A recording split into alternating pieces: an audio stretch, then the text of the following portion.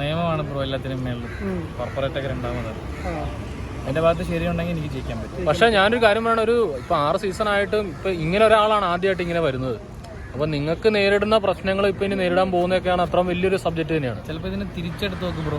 ചിലപ്പോൾ ഞാൻ പുറത്ത് പറഞ്ഞതിന്റെ പേരിൽ ഇത്രയും വർഷം പറയാതിരുന്നവർ പുറത്ത് പറഞ്ഞെങ്കിലും പുറത്ത് പറയുകയാണെങ്കിലും ഇപ്പൊ അഖിൽമാരാർ തന്നെ പെട്ടെന്ന് വന്നു സംസാരിച്ചു.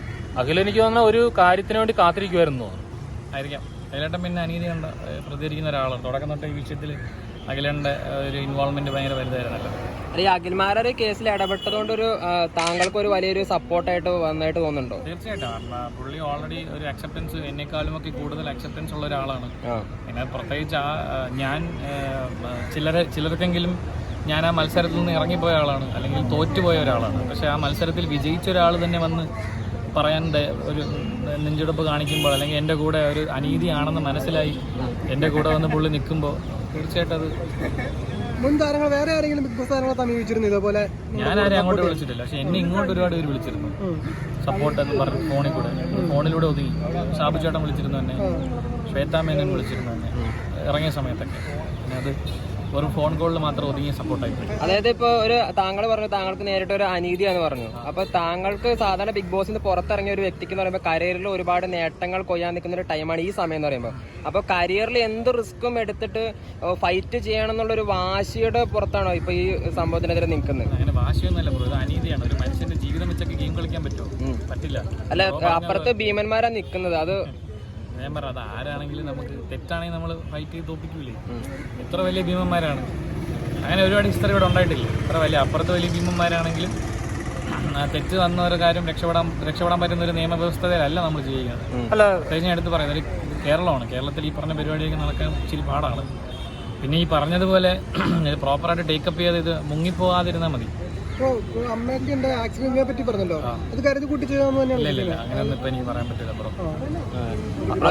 ഇപ്പൊ കേസിന്റെ കാര്യത്തിൽ ബ്രോയ്ക്ക് ഇപ്പൊ ഒരു പോസിറ്റീവായിട്ട് അങ്ങനെ എന്തൊക്കെ തോന്നുന്നു? അങ്ങനെ എന്തെങ്കിലും? അല്ല, നമ്മൾ 1.5 മാസം കഷ്ടപ്പെട്ടിട്ടാണ് ഇപ്പൊ തന്നെ പോലീസ് സ്റ്റേഷനിലെ പരാതി എന്താണ് കേസ് നമ്പർ ആയി എന്നും പറഞ്ഞ് നമുക്ക് കോൾ വരുന്നത്.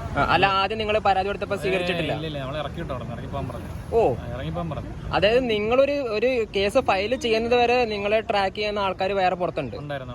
നമ്മൾ ആദ്യമേ നമ്മൾ ചെയ്യുന്ന എന്താണ്, ഒരു ക്രൈം നടന്നു കഴിഞ്ഞാൽ അവിടുത്തെ ലോക്കൽ പോലീസ് സ്റ്റേഷനിൽ പോയി പരാതി കൊടുക്കലാണ് ആദ്യം ചെയ്യുന്നത്. അതിന്റെ ഭാഗമായിട്ട് ഞങ്ങൾ ലോക്കൽ പോലീസ് സ്റ്റേഷനിൽ പരാതി കൊടുത്തപ്പോൾ ഞങ്ങളുടെ പരാതി സ്വീകരിക്കില്ല എന്ന് പറഞ്ഞു. അയാൾ സംസാരിച്ചത് ഈ പറയുന്ന ഷോയുടെ പ്രൊഡക്ഷൻ ഹൗസിൽ ഒരാളെ പോലെയാണ് ആ എസ് എച്ച് ഞങ്ങളുടെ താഴെ പെരുമാറിയത്. അയാൾ പറഞ്ഞത്, നീ കോൺട്രാക്റ്റിൽ ഒപ്പിട്ടല്ലേ അത് കയറിയത്, ഇപ്പം എന്താണ് പ്രശ്നം? അപ്പോൾ എൻ്റെ കോൺട്രാക്റ്റിനൊക്കെ പുള്ളിക്ക് എങ്ങനെ അറിയാം? ഇതുപോലെ മറ്റ് കേസുകളും മുമ്പ് വന്നിട്ടുണ്ട്, അവിടെ പരാതികൾ വന്നിട്ടുണ്ട്, ആ എക്സ്പീരിയൻസ് പുള്ളിക്കുണ്ട്. അപ്പോൾ അത് വെച്ചിട്ട് പുള്ളി നീ കോൺട്രാക്ട് ഉള്ളതല്ലേ അപ്പോൾ ഞങ്ങൾ കോൺട്രാക്ട് വോയിഡ് ആണെന്ന് എൻ്റെ അഡ്വക്കേറ്റ് പറയുന്നു. അപ്പോൾ അയാൾ പറയുന്നു, അങ്ങനെയാണെങ്കിൽ നിന്നെ അവർ ഐസൊലേഷനിൽ പൂട്ടി വെച്ചായിരിക്കും. അപ്പോൾ ഇത് കോവിഡ് കാലമല്ലല്ലോ ഐസൊലേഷനിൽ പൂട്ടി വയ്ക്കാൻ. അത് പറഞ്ഞു കഴിഞ്ഞപ്പോൾ അടുത്ത പുള്ളി പറഞ്ഞ് തരം മുടിയാതെ നീ എന്നെ വേണം പണിക്കോ എന്നാണ് പറഞ്ഞത്. ആ റെസീറ്റ് ചോദിച്ചു. അപ്പോൾ പറഞ്ഞു, നിങ്ങൾ ആക്ഷൻ എടുത്തില്ലെങ്കിൽ കുഴപ്പമില്ല, ഈ പരാതി എടുത്തിട്ട് റെസീറ്റ് ഇതാ, റെസീറ്റ് വെച്ചാൽ നമുക്ക് നിയമപരമായിട്ട് പുള്ളി റെസീറ്റ്. അതായത് പോലീസ് സ്റ്റേഷനിൽ താങ്കൾക്ക് നീതി കിട്ടാൻ വേണ്ടി താങ്കൾക്ക് DGP തലത്തിൽ വരെ എത്തേണ്ട വന്നു. അപ്പൊ ഒരു സാധാരണക്കാരനാണെങ്കിൽ ഒരു സ്റ്റേഷനിൽ പോയാൽ ഇതായിരിക്കും ചിലപ്പോൾ വേറൊരാൾ വന്നു കഴിഞ്ഞാൽ അവസ്ഥ. ഞാനല്ലേ സാധാരണക്കാരൻ? ഞാൻ സാധാരണക്കാരനല്ല.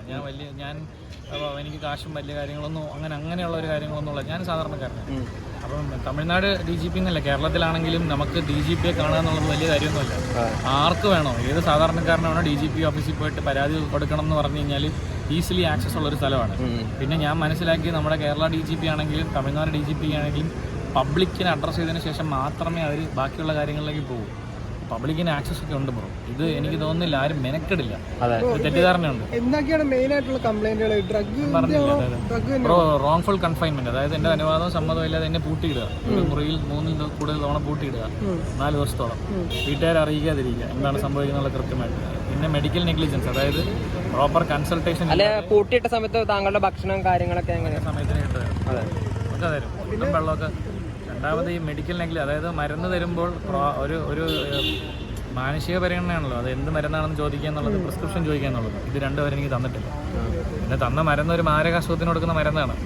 ആ മരുന്ന് കഴിക്കുന്ന ഒരാൾക്ക്, അല്ലെങ്കിൽ ആ മരുന്നിൻ്റെ ആവശ്യമുള്ള ഒരാൾക്ക് സാധാരണ ജീവിതം പോലും ജീവിക്കാൻ പറ്റില്ല. സൈഡ് എഫക്ട് എന്തെങ്കിലും തോന്നുന്നുണ്ട്? പറയല്ലേ ഒരു കണക്കിനാണ്. അപ്പൊ എന്തായാലും താങ്കളുടെ പോരാട്ടത്തിൽ ഒരുപാട് ആൾക്കാർ സോഷ്യൽ മീഡിയയിലൊക്കെ നല്ല അഭിപ്രായം വരുന്നുണ്ട്. സിബിൻ ചങ്കൂറ്റത്തോടെ മുന്നോട്ട് വന്നു എന്നൊക്കെ പറയുന്ന അതൊക്കെ ജനങ്ങളുടെ പിന്തുണ എങ്ങനെയുണ്ട് ഈ അവസരത്തിൽ തോന്നുന്നത്? ഞാൻ പോസിറ്റീവായിട്ട് കാണുന്നുണ്ട്. പക്ഷെ ഇതിന്റെ ഇടയിൽ നെഗറ്റീവായിട്ട് പറയുന്ന കുറെ ആൾക്കാരുണ്ട്. എനിക്ക് അവരോട് പറയാനുള്ളത് ഇതൊരു ഗെയിം ഷോ. അതായത് ചിലർ പറയുന്നുണ്ട് ഞങ്ങളിതിപ്പോ തുറന്നു പറയാം, സിബിന് കള്ളം പറയാണ്, സിബിനെ പുറത്താക്കിയതിന്റെ ഗ്രഡ്ജ് തീർക്കാണ്, അങ്ങനെ ആ രീതിയിലൊക്കെ സോഷ്യൽ മീഡിയ പല രീതിയിൽ ചർച്ച ചെയ്യുന്നുണ്ട്. പക്ഷെ താങ്കൾ സപ്പോർട്ട് ചെയ്യുന്ന ഒരുപാട് ആൾക്കാരുണ്ട്.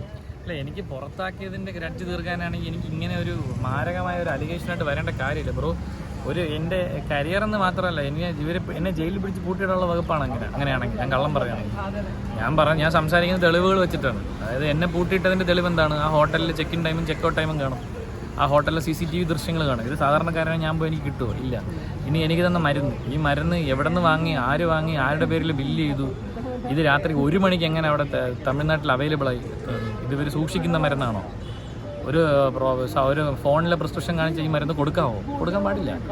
അങ്ങനെ ഷെഡ്യൂൾഡ് എക്സ് എന്ന് പറയുന്ന എന്തൊരു കാറ്റഗറി പെടുന്ന ഒരു മരുന്നാണിത്. ആ മരുന്നൊന്നും ഒരിക്കലും ഇങ്ങനെ സൂക്ഷിക്കാൻ പോലും പാടില്ല. അപ്പോൾ ഇതിനകത്തുള്ള ഹൈലി ഇല്ലീഗാലിറ്റി ഉണ്ട്. ഞാൻ ഉന്നയിച്ച വിഷയങ്ങളിലുള്ള നിയമസാധ്യതകൾ മനസ്സിലാക്കിയിട്ടാണ് അത് ഉന്നയിച്ച ഏറ്റവും പ്രധാനപ്പെട്ട 2 വിഷയങ്ങൾ. ഒന്ന് മരുന്നിന്റെ പേരുള്ള പ്രശ്നവും, പിന്നെ 3 ദിവസം നിങ്ങളെ റൂമിൽ പൂട്ടിയിട്ടു. അറിയില്ല ബ്രോ, ആവാമെന്ന് എനിക്ക് പറയാനുള്ളൂ. ഒന്നും അറിയാത്ത കാര്യങ്ങളെ കുറിച്ച് നമ്മൾ ആധികാരികമായി സംസാരിക്കാൻ പാടില്ലല്ലോ. ചിലപ്പോൾ ആയിരിക്കാം, അങ്ങനെ ആയിരിക്കാം.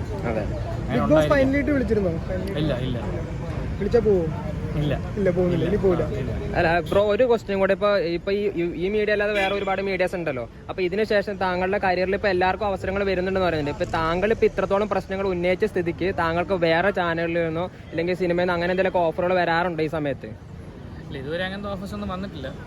ഞാൻ മനസ്സിലാക്കുന്ന ഒരു കാര്യം, ബിഗ് ബോസ് കാരണം ഒരാൾക്ക് ഒരു കരിയറിൽ അങ്ങനെ ഗുണമൊന്നും ഉണ്ടായിട്ടില്ല ഇതുവരെ.